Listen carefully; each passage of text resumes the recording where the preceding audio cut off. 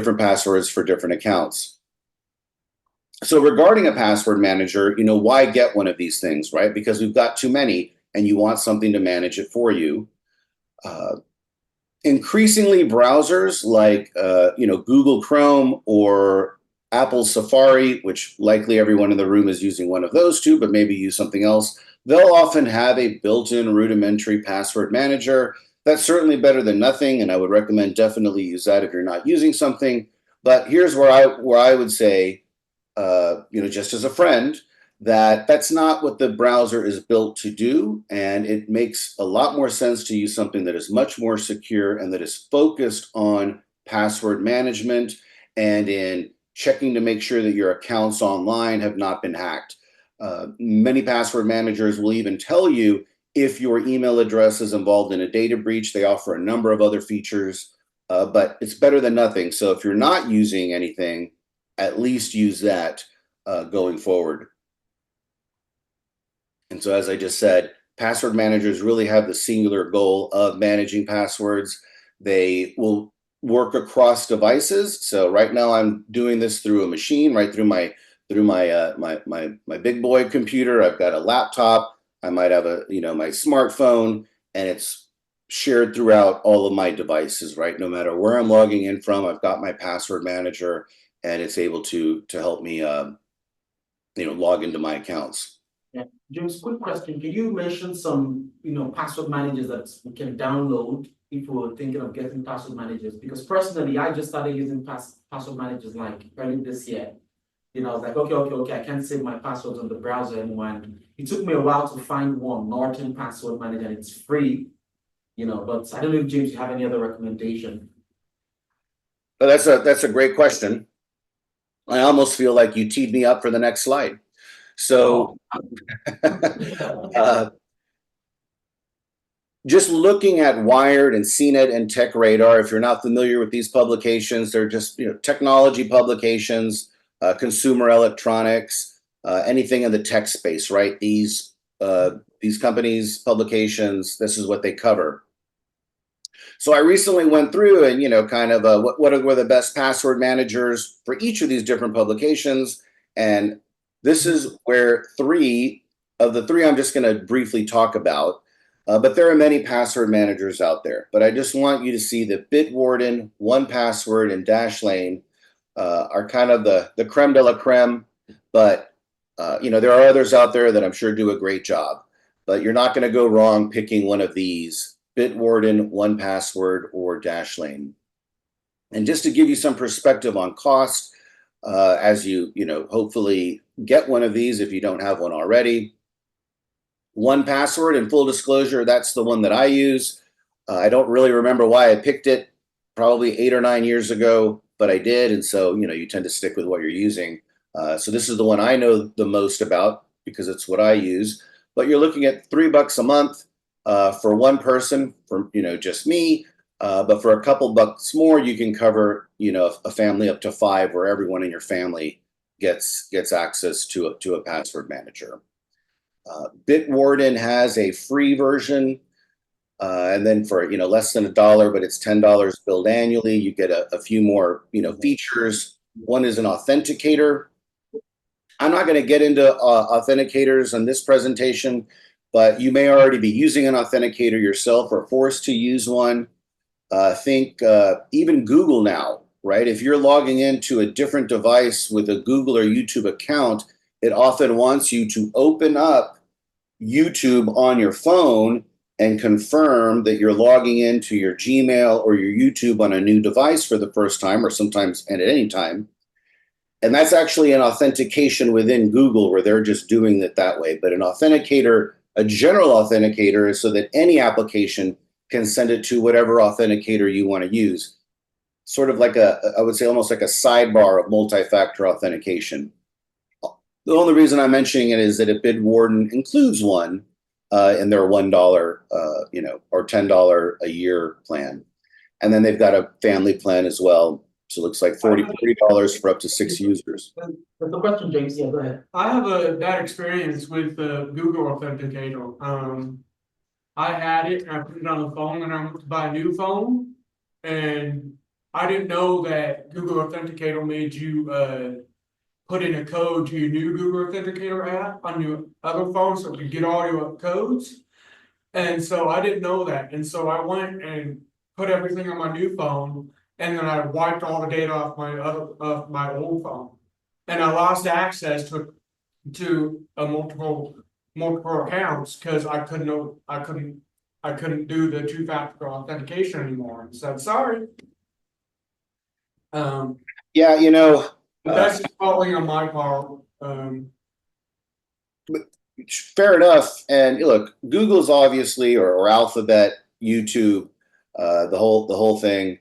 I know this is being recorded, and I think I heard Tim while I was setting up that you're a reporter. I don't want to get on Google's bad side, but Google's obviously done amazing things. They're a massive organization, and they do a lot of things, but that doesn't mean that they do everything well, right? And so I'm, on a personal level, and I'm a professional. I of course use Google. I of course use YouTube. I have a Gmail account, but personally, I try to like limit it there, and I use other things because for me, it's like I'm giving way too much to this one company that maybe isn't specializing in that particular area. So that's unfortunate. And I don't know if you're familiar with multi-factor authentication or two-factor authentication. I prefer that over the authenticator because I feel like it's clunkier, but that's just me. So That's what I switched to, is the two-factor authentication. I was like, I'm done with Google Authenticator, I'm not using it anymore. right. No, fair enough. Fair enough.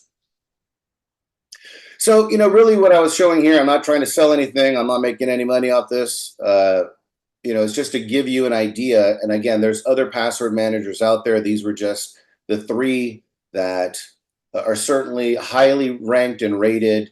And it didn't matter which tech publication I was looking at: Bitwarden, 1Password, and Dashlane. And you can see that, it's very affordable. You're talking, $2 or $3 a month, or maybe $10, $20 for the year. And sort of like the benefit of having that password manager so that you get that extra security and make yourself pretty much unhackable, it's certainly worth the investment. And so when you're setting up a password manager, you obviously need a password for your password manager. And that's the strong master password, the only one you have to know. And you can think about, what am I going to do that I'm going to remember that is going to be very difficult to crack, right? And so if you think back to even what CISA recommended, they said, think of a passphrase, maybe misspell it, add in some numbers in place of letters or vowels in particular, add in some characters. Who's going to think of something like this, right? But something that's unique to you, things that don't make sense, you put them together. I probably shouldn't say this, mine is actually a phrase that I learned when I was young that I actually misremembered. And so it's the first letter of this very bizarre phrase. And then I have, a mixture of vowels or numbers and characters in place of it. And it's what I've been able to use for a very long time. And that's my master password for my password manager. And then it has all of my other passwords. I don't know any of my passwords. I just use 1Password to access everything. Yeah, James, I was just going to say, I can speak multiple languages. So I write passwords sometimes with a different language. So, it's like, okay. Yeah. That's a tough one. When I speak those African languages in the US, are like, okay. But it's okay. Go ahead. Sure. You can also turn multi-factor or two-factor authentication on for the password manager, or at least do it individually for the account, right? So imagine I'm online and I'm going to, I don't know, Netflix, and Netflix says log in. My password manager already within the browser, because you can download a browser extension, right? So that's for Safari or Chrome, right? You can download the extension for 1Password or Dashlane or Bitwarden, so that it already knows, okay, you're at the login screen. Do you want us to put in your username and password? And you're like, yeah, it's me. Put it in there for me. You can often tell the application, I want multi-factor or two-factor authentication, where it's still going to require a code sent to your phone, or you can require it at the password manager level. And that's sort of a preference up to you, but something I would certainly recommend either way. It really almost makes it uncrackable if you're requiring that second factor, really getting a text sent to your phone. Now, obviously, if you're worried that you might not have a phone, or you're in a place that doesn't have good service, or you're going to be out, you might have a dead phone. Well, then you would run into a challenge there, right? So it's thinking about what that consequence might be. But what these password managers do as you're navigating websites, applications on your phone or on your computer or on your tablets, it'll automatically fill it in for you, right? As long as you knew that master password, you can often set it up to say, if I've used my master password once, don't ask me again for the next hour while I'm doing things, or whatever period of time you want, and that's up to you, so that you don't have to put that in. I've got a laptop that actually does have a fingerprint reader, and I just have to use my fingerprint to say, enter my information from my password manager. And as I said, separate from Google or Apple's browser extension, password managers are focused on security. I'm just giving you an example here. Here's 1Password.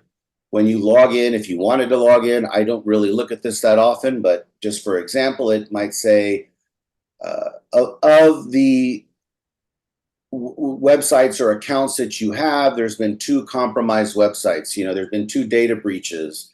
And you might be affected by that because, your account information's there. Here it's saying, you're reusing your password 12 times, or, in 12 different places, and then you can go through and change them if you like.